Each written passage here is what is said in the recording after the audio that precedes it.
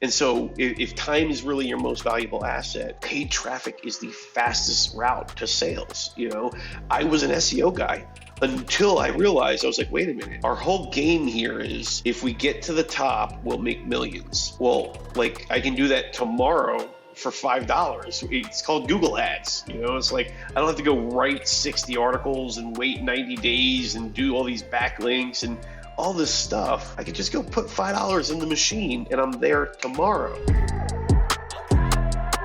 Yo, Holy Hustle podcast here with my brother from another mother, Justin Brooke. How are you, man? I'm doing good, man. Thanks for having me on. Man, it's been this is 17 years in the making. We've been running together for a long time, helping each other, man. Your before Jesus days and now running together after Jesus days, which I'd love to get to in a second, man. But dude, just so pumped that you're here. One of the first guests. You've helped me more than most people online, bro. And so I'm just such an honor to hear and, be here with you. And then I can't wait for people to hear your story, man. So let's do this, bro. You ready? Yeah, absolutely, man. I'm game. All right. So, man, you texted me a few years ago, and it was maybe 2018, 2019, and you're like, I'm thirsty, and you're grabbing water right now. You're like, I'm thirsty. You'd been on a search, I guess, and you've been, anyways, long story short, you ended up having this conversion and becoming a Christian, and it's been a journey over these last few years. But before that, bro, can you tell folks a little bit about how you got your start in marketing? Yeah, the short version of that is I wanted a website that paid my bills, and I was trying to figure out things, reading different books, reading things online. Came into an internship with Russell Brunson, now famous of ClickFunnels.com, but he was still an internet millionaire back then. My job as an intern was to study this $250,000 library of courses, DVDs, books, seminar footage, you name it, it was in there. So I got the education of a lifetime. And then of that, of all that stuff that I was studying, so my job was to study this stuff and then write review articles so he could make affiliate commissions off of all that stuff. That was my job. So I get the education of a lifetime. It's an unpaid internship. I'm still not making money. Actually, I went there. By the time I was done with the internship, I was making about $1,500 a month. So I went there fairly broke, just, normal job stuff. And I had to, didn't have a job at that point. So I leave with $1,500 a month, still not enough to cover all the bills, but I'm legit making money online at this point. And so the thing that clicked with me during that internship was Google Ads.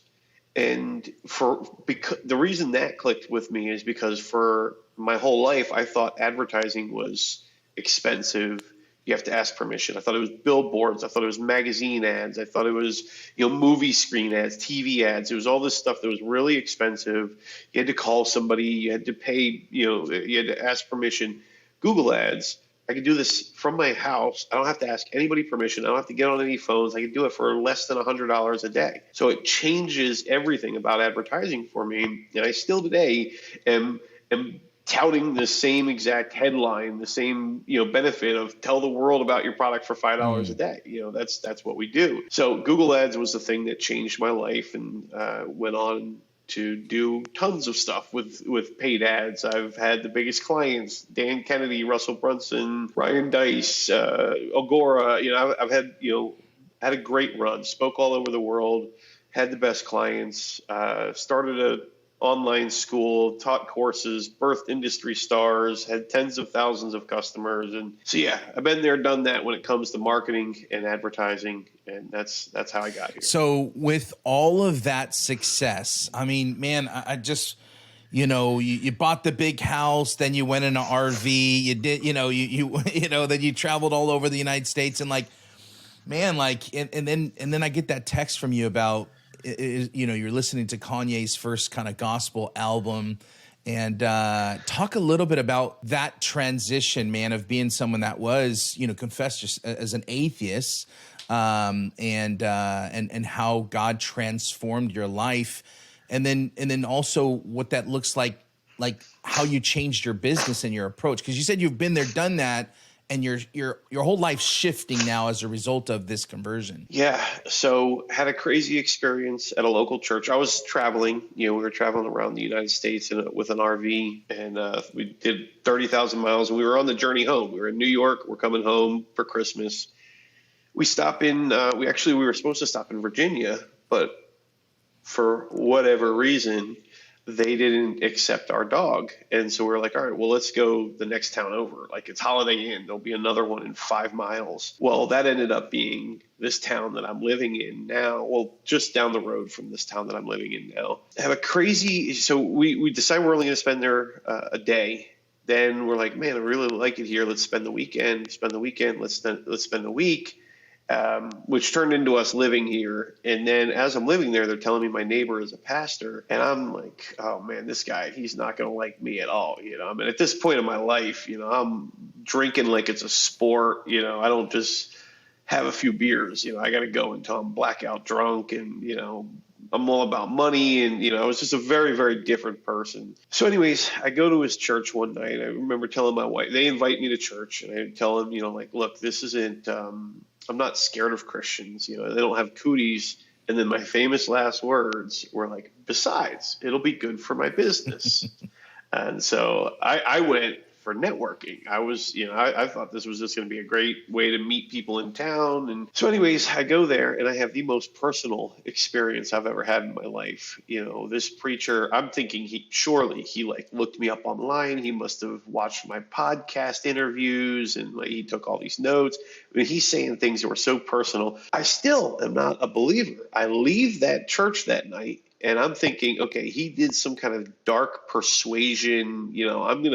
I'm going to prove this guy is false. And then while I'm at it, I'm just going to prove Christianity is false too, because that's just how arrogant I was and how much of an atheist I was. I thought Jesus was like Spider-Man and Captain America. I didn't think he was actually real. So I go on this journey digging into all the scientific evidence. And long story short, I find way more scientific evidence than I ever thought had existed.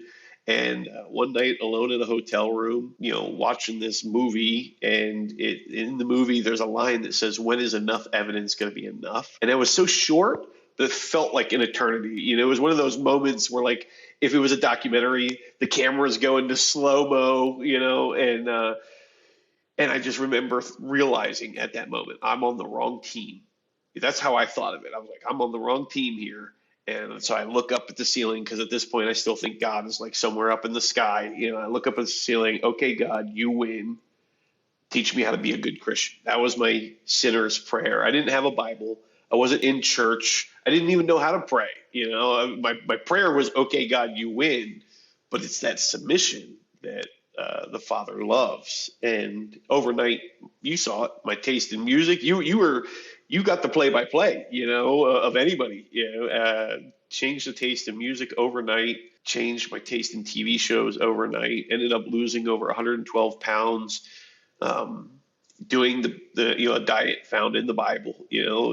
So yeah, it's changed my whole life. Man, that's such a cool story, and a lot of we're talking about business, man, but I think a lot of people that especially Christians, man, like there's trauma, there's things that we grow up with that sometimes create a lid in our lives and a lid in our business. We have some sort of mindset, poverty mindset, as a result of things that have happened for us. And you called him a father a few seconds ago. And why were you so against? I remember talking to you one time, and it was like one of the couple times I talked to you, but it was this time where I was just like, I'm not going to talk to Justin about this, but I'm going to pray for him. You are like non-negotiable. I will not even talk about God or Jesus. And I know you're a Christian, but like we draw the line. We can't. But you've never made me. We've always been like closest of friends. But what was it about God or the church that you just did not want anything to do with? I think I didn't want to hurt your feelings. I think I felt like I was going to say something that was going to hurt our friendship, that was going to hurt your feelings, that I was going to I felt like I was going to pop your bubble. That's how fragile I thought it was, that I was going to like remove your belief in God. And it was, so like what ruined it for me as a kid, I went to communion. I was a Catholic, I went to first communion, which for me was awesome because I, bought my first Nintendo with all the communion money that I made that day.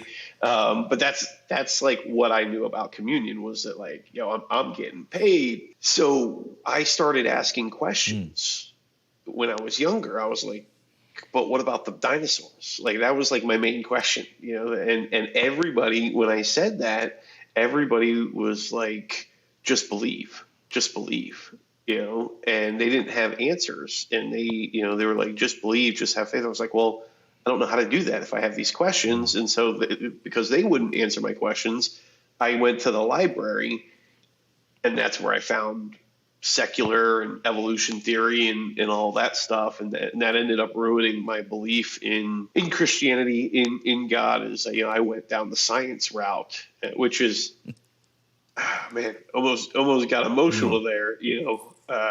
God used that same thing to bring me back, because I swear he's got a sense of humor, man. I think we're going to be up there. He's going to be telling jokes. I think he's got sarcasm. Like, I think it's going to be cool.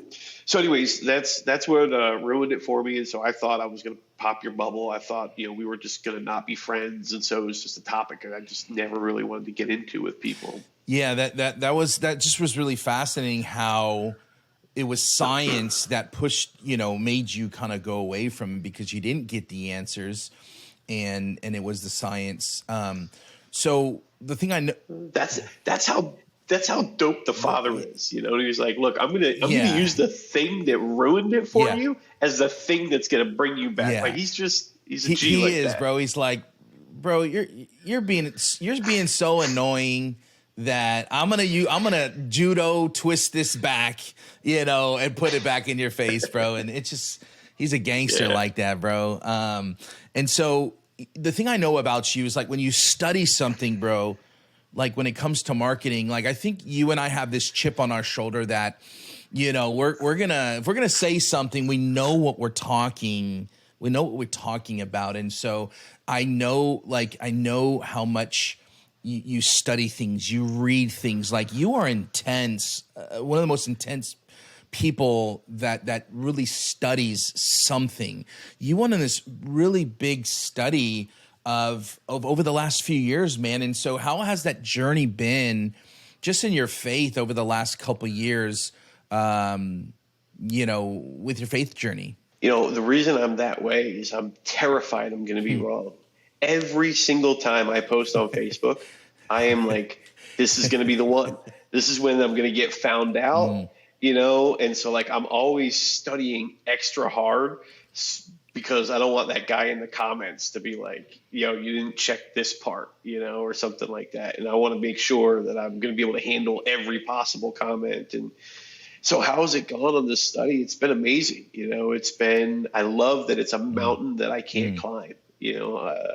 Every time I start thinking, and I never think I'm a black belt. I'm smart enough now to know that like you don't get black belt level in Christianity. Maybe when we get to heaven, we get our black belt or something.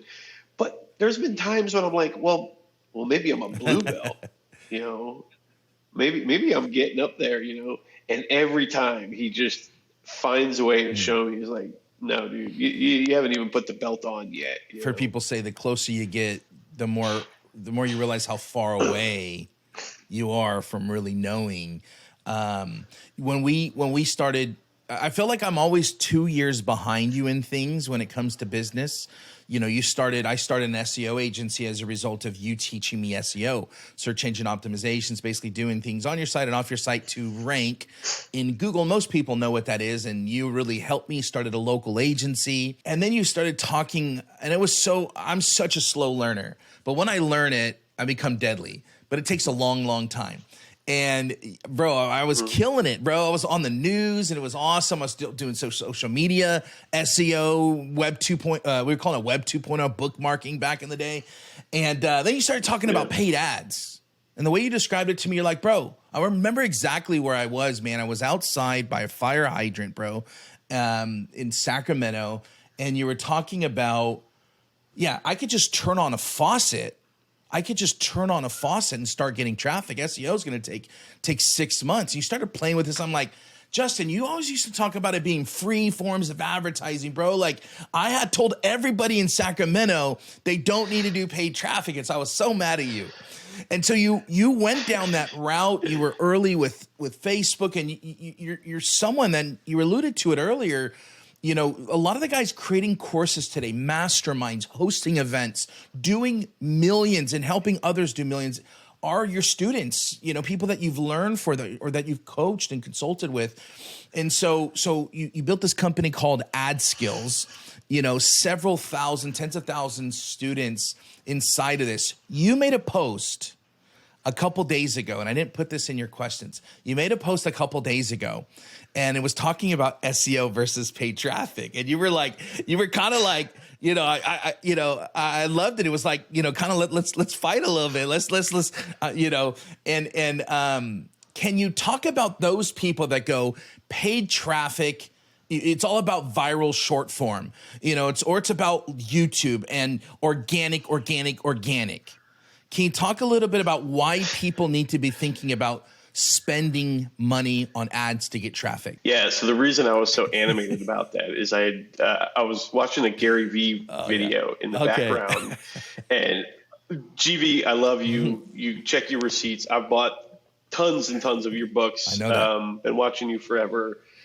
But like, one of my gripes is the dude runs ads, you know, but like, he gets on stage and it's all like, just go DM 100 people, you know? And like, one thing he was saying, he was like, just create 71 videos. And I was like, just create 71 videos. Like, most people are struggling to create one video. I'm struggling to be like, hey, do you think you can maybe create 3? Can we do that? You know?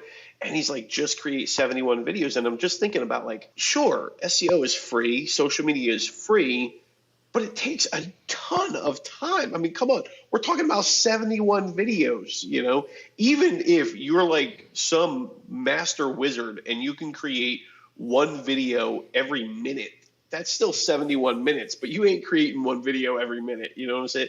Maybe you're creating one video an hour, a half an hour, you know? So we're talking about 71 hours, you know, 40 hours.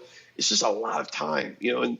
And then I'm thinking about all these other posts that I see entrepreneurs making. We're always talking about time. Guys, time is the most valuable asset. You know, everybody's on the high horse about how valuable time is to them. And, you know, all of our buddies, you know, they don't just send us messages. You know, we got to send audio messages, you know, because we're trying to save time, you know, even though we just sent a 3-minute message, you know.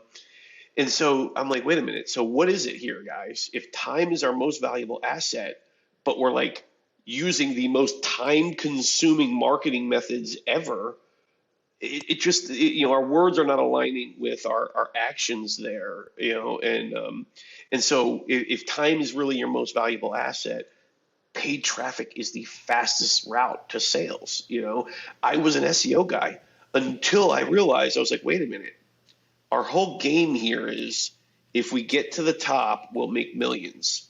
Well, like, I can do that tomorrow for $5. It's called Google Ads. You know, it's like, I don't have to go write 60 articles and wait 90 days and do all these backlinks and all this stuff. I could just go put $5 in the machine and I'm there tomorrow, you know? And so when I saw that, I was like, okay, I got to go paid ads. And then you just have to make sure that it's profitable. So if you're spending $5 a day out, you got to make sure you're making more than $5 a day in, you know? And as long as you are, let it roll. Let it roll, man. And you've got some crazy 10,000 leads a day case study. Like, that stuff isn't happening. Yes, you may go viral. You may get the vanity metrics, but I just wonder the conversion rate that gets leads, that gets sales. It'd be some data. There's some data somewhere on that. And so obviously what I would tell everyone, I would implore you to go to adskills.com and it's like the Netflix for not just Facebook and Instagram, which we focus on, but it's everything. Like, what is AdSkills like? What are all the different platforms that you guys? I mean, it's pretty much anywhere you can spend digital money. That's what you guys are teaching. Pretty much all the places that matter: Google ads, YouTube ads, TikTok ads. We got them all. We're working on getting like Amazon ads and Pinterest ads. That's like some stuff that we don't have, but we got Facebook, Instagram, all the other major places that you're going to advertise. So someone's going, Justin, great. I have a course, and I'm just launched a course. It did okay. It was to my warm audience. I know I got to go, fish in some new ponds. Where would you start when it comes to paid traffic right now? What would be like, if very focused, I don't have a lot of time, what would your strategy be for them? Even if it's not a course, so literally my cousin, okay, my cousin, who's almost like my brother. Like I've known him since I was 2 years old. We hung out every year. We went to camp together. Like, dude's literally almost like my brother. He writes me today and he's like, hey man, he's trying to get on Etsy. He just realized spreadsheets sell really well on Etsy. And he's like, dude, that's what I do for a living. I make spreadsheets. I'm a scientist. He's like, I need to start putting my spreadsheets on Etsy. And he's like, how do I get my Etsy store out there? So I'm telling him, well, here's the ways. You could either optimize your product titles and your store titles and try to come up for the search, or you can go and build a social media audience on TikTok. Dude's not going to do that. That's not him. And I was like, or you could do like I do. Throw $5 a day on Twitter ads and target the people who would want to buy your spreadsheet. And I like Twitter ads right now at the time of this thing because I think the targeting is really good. If you're selling, business stuff, you can target business profiles. If you're selling health stuff, you can target health profiles. And so like you can literally target influencers. And so if I were to start a podcast about making your first million, I could target the dude who runs the Making His First Million podcast. So I just really like the targeting. It's also a very easy platform. You can just start for $5 a day. So Google or Twitter ads is probably where I'm going to go today. And I love that Twitter, with Facebook, you're running ads. I mean, people aren't really going to Facebook pages like they used to, but Twitter is so much engagement. I mean, Elon's done a tremendous job. He's posted something like just more traffic than ever that they've ever had. It was like last month or last quarter or something like that. And so Twitter ads, something I definitely know. I love Twitter. It's my favorite platform for sports news. Now I'm starting to really think about it from a business standpoint as well. So when it comes to, paid traffic, one of the things I love using paid traffic for is building some sort of omnipresence or a brand with people. And there's something you told me years ago. You would never consider yourself a personal branding guy, but you know a ton about branding. Most of the books up there about branding, you've recommended them to me. You said something years ago. You said, I'm trying to build a tiny little apartment. Remember this? A tiny little apartment in people's brains. And it's always stuck with me. And you've got like a mansion in my house right now. And for those that are, course creators or coaches or, that want to build a brand, can you talk a little bit about your idea of the tiny little apartment in people's brains? You remember this one? Do you remember this one? Right? So I do. I use this all the time. Shauna talks about it all the time with people as well. My wife, building a tiny little apartment. This lesson actually came from when I was in middle school and a bully was beating up on me. This dude just ran up on me and like punched me in the face 4 times for no reason, and then just like rode away with his buddies. And I'm talking with my friend's dad, and he's like, what you cannot do right now is let those kids live in your head. You're not going to be fearing them. You're not going to start changing the way you're walking to school. You're not. And so he's teaching me that like they can live in my head. I'm a little kid, I'm probably got like a bloody lip, but he's spitting some wisdom to me.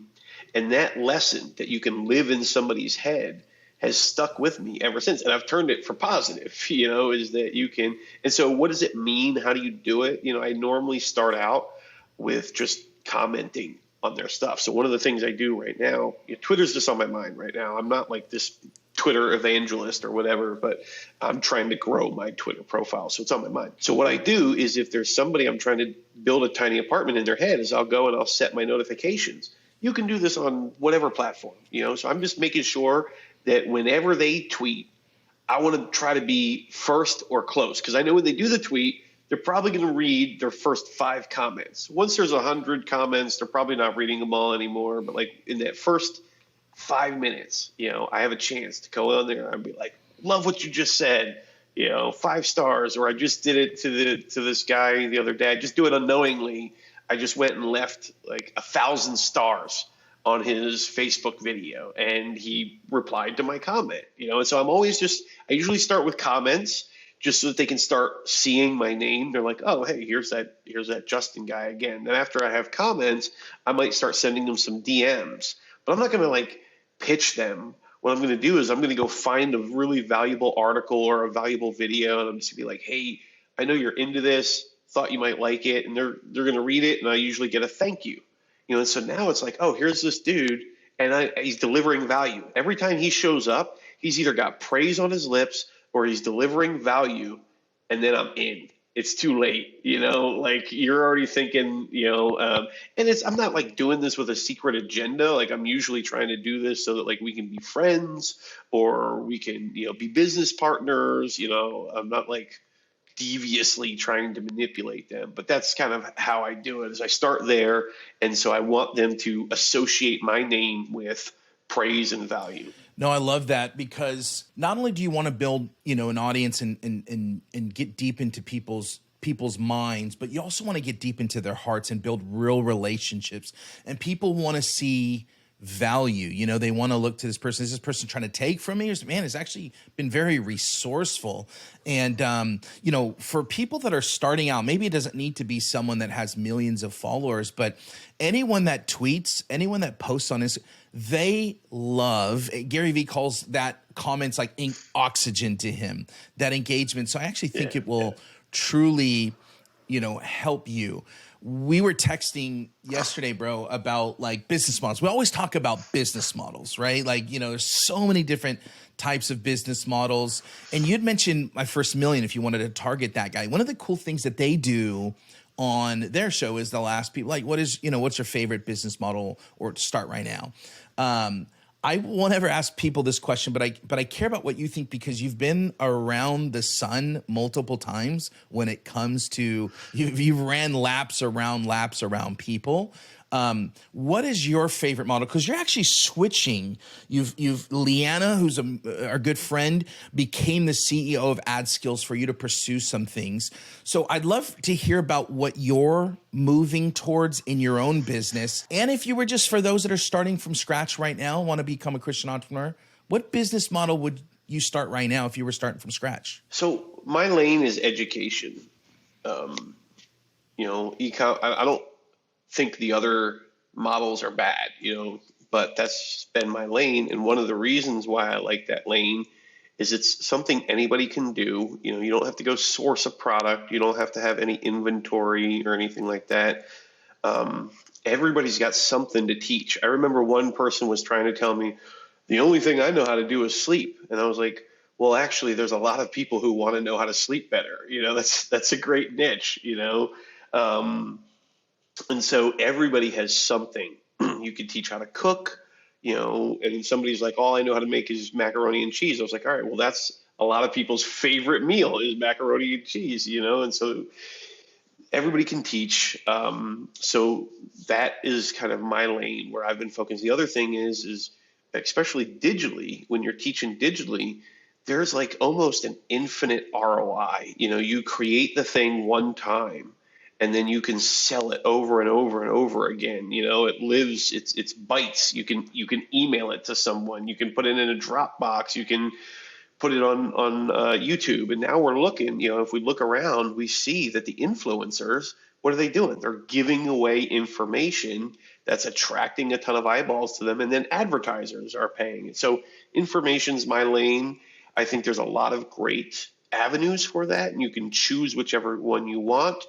I love email. It's where I've invested the most of my talents, the most of my invest in coaching, in courses and books. And I started out, there was a book called Multiple Streams of Internet Income, the old book, really great.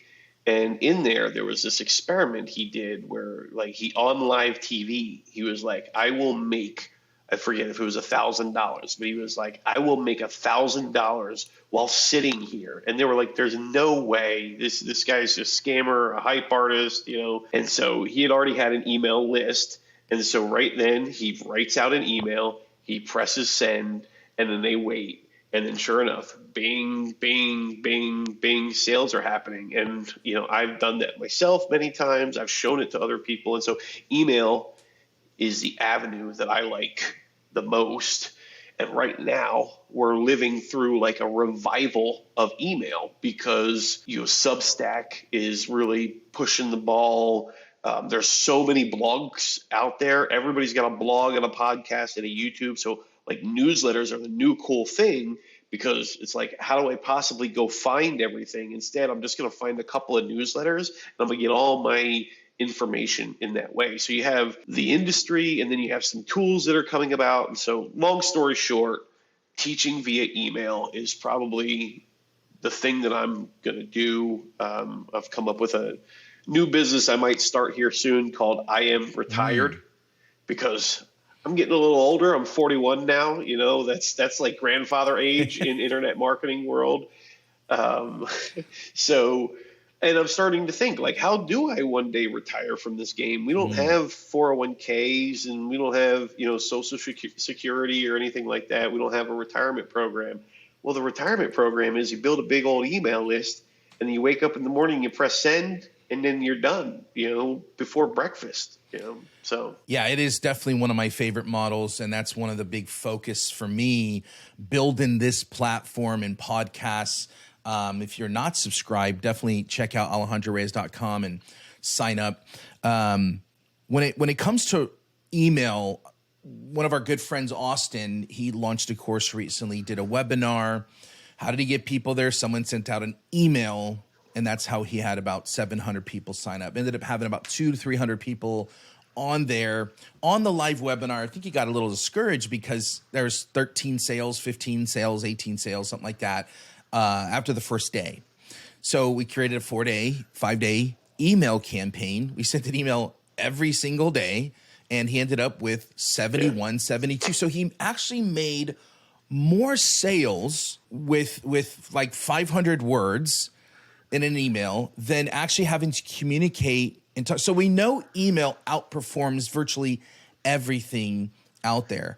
How in the heck do you get good at email? And it's basically text. How do you get good at writing? What do I write about? How does it have to be persuasive? I've never been a writer. I failed English. Like, how do you become a good writer? And I don't know if you've had it removed or anything, but I know one of your tattoos is like, right? It's what is it? Ink and quill or something? Yeah. It's like the most impossible tattoo to show off to people. But. Yeah. You need to move that. No, but you're a tremendous writer. You've read so much about persuasion, but like, how does one, like, where do I start to communicate on a consistent basis via email? So, yeah, I've gone round and round. I've read all the books about this subject, pretty much all the books. And the best advice, and I keep trying to find a better way, and I hate that I'm even saying this, writers write.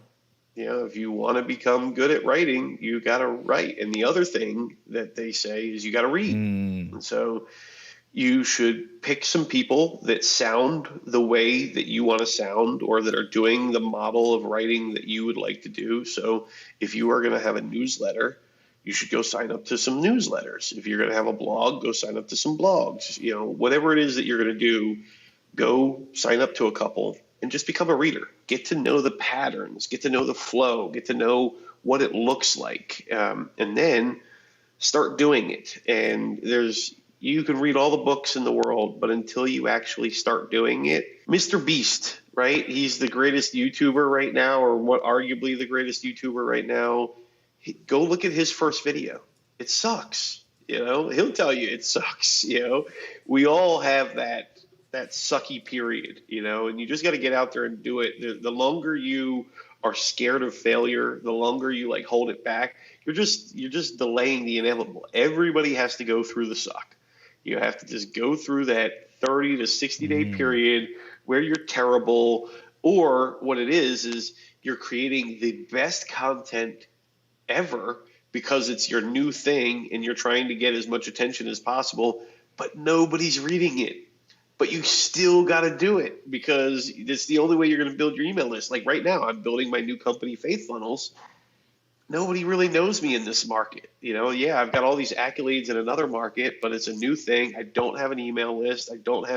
And so I'm creating some of my best content ever. And it's like I'm getting 13 views, 47 views. I'm used to like thousands of views, and you just got to go through the suck. There's that 45, 60 day period where you just got to keep doing it. And if you think about it, most of the hit TV shows, they don't really become a hit till around season 3. Season 1 and 2 usually are like really rare early adopter people start watching them. Then they start telling all their buddies about them. And so it's about season 3 and 4 when things start really catching on. And so you got to get to your season 3 or 4, and so you got to know that season 1, you're not going to be hitting headlines. Season 2, you're not going to be hitting headlines, but around season 3, season 4, and I just mean time, around that period, that's the process of like friends are telling friends and things are catching on, and you finally have enough content now that people want to subscribe. You've gone through all your horrible versions and you're starting to get better at it. And now people want to subscribe. And so this is what you want to do. Hopefully I answered the question. No, that was awesome. I kind of liken growing a brand, growing a business, growing an audience online to making popcorn. The first minute, it's a couple pops, maybe one, second minute, 1 to 2, it's you get a couple pops here. And then that second to third minute, pop. And that's a lot. Most people just aren't willing to get to that third minute. And that's so true. And so when you see these numbers, I want to talk a little bit about your faith here before, and maybe you need to think about this a little bit, but it kind of feels like, man, I was kind of big deal over here and I could get 1,000. Now it's like, oh man, and maybe imposter syndrome happens. Like, this is why am I doing this? How do you handle that voice in your head or those yaks that are telling you these things? How did you handle that then? And how are you handling that now as you do have a relationship with God? I think a lot these days, I don't know how I lived without God. I don't I really don't understand how I got along, how I overcame things, and I remember that I was a very mad dude. Like anger was a very serious issue for me. I used to just punch walls, because I had no outlet. I had nothing. It would just spiral up, and there was no way. I didn't know how to get unmad. And so I'd punch a wall and then, then I'd be like, all right, now I'm stupid because I just cost myself a bunch of money. I broke the drywall or I broke my hand or, everybody's running away from me and scared. And, it's like, that's obviously not the solution here, Justin, but I didn't know what else to do. And so it would just boil out.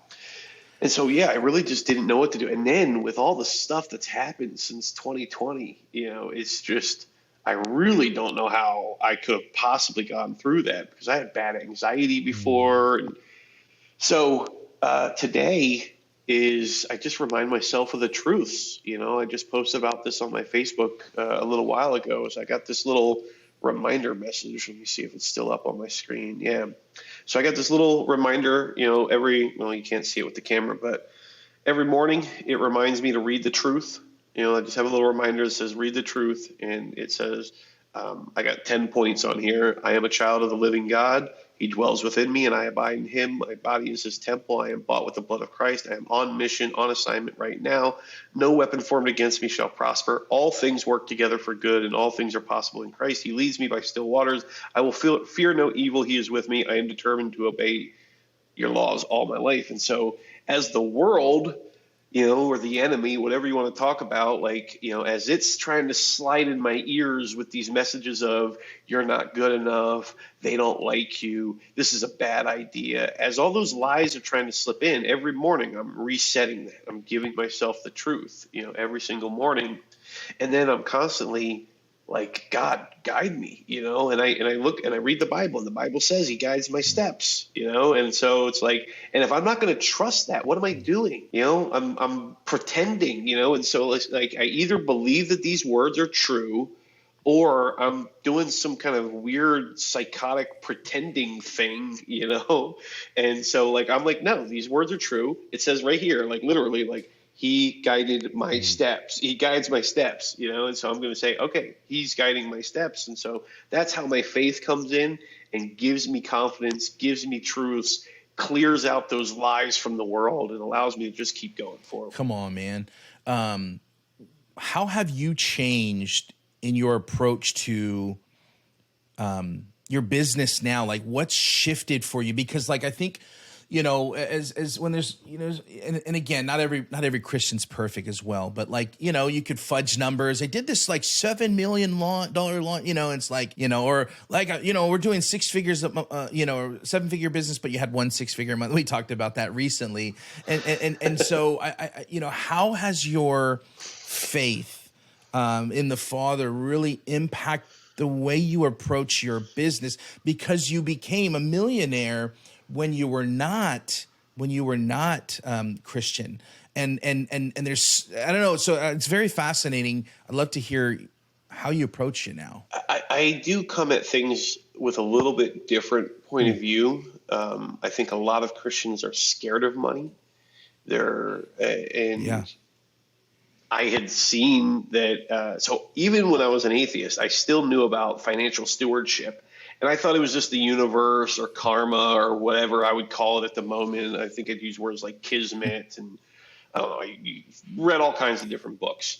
And so I saw that there was this thing that it was very real about financial stewardship, that if I took care of the money and I used it for good purposes, more of it would pour into my life. And I knew that was like a law. That was something that really, really worked. I'd watched it, I'd seen it, I'd experienced it, I've read about it. And so as I started reading the Bible, I started seeing much of the same things. I didn't see that it was, we're not supposed to be rich. The whole camel through the needle's eye thing is really just that it's very hard for someone with money to be willing to part with their stuff. I'm sitting in front of like a 4-foot monitor, and I really like my monitor, and I've got a really dope webcam, and I really like those things, but it's God's. He can take it away. I don't need that. I can work with just a little laptop, and I have. And so I try to keep everything very loose. That's the way that I try and think about things these days. And so for me, money is just a tool. It's just something. It's like, I think of it like a poker player. A poker player cannot get emotional about the money. It's a tool. He's got to be able to think mathematically. Okay, so he has to acquire a lot of chips, because otherwise he becomes very vulnerable, and he can't get into enough situations. So he has to collect as many chips as he can, and then he uses that very strategically to try and win more pots, win more deals, and ultimately he has to have all the chips at the end of it. And so that's kind of the way that I think about money right now. Is it's all God's. Like he gave it to me. It's all his. I'm just holding it for a little while, and I try to just use it as strategically as I can. I'm going to try and get as much of it as I can, because we're going to do good things with it. We're going to deliver it out to the right people. I'm going to listen for God and try to figure out what he wants me to do with it. And so, yeah, I don't see money as a bad thing. I see it as just a tool that I can use to do a lot of good things in the world. And so all that excess that I have, I try to just give it away to other people, and that's what I do. I love it, man. That's amazing. you've gone through a lot, you know, and I just, man, commend you for your boldness to have this platform. You could have started FaithFunnels privately, but you use your email and your socials to, you really were bold about it. You had these Sunday messages that you would send out, or you know, talking about your journey of faith. And you know, maybe there's some yaks going, man, like you got a pretty successful business. Don't ruin that. Go kind of do this privately. And I just want to, you know, ask you, man, over these last few years, like what are you most proud of yourself? Like, what is Justin proud of Justin about?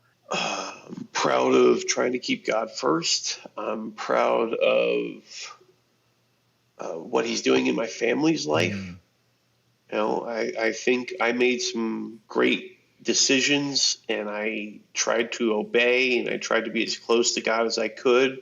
And they saw that. They saw things that they could not possibly deny. They were like, this man is different, you know. To see them now on fire and reading their Bibles without me having to say, like, hey, maybe we should read our Bibles, or, you know, like they're already in. Sometimes they're like, hey, you know, you haven't cracked that book for a little while, Dad, you know.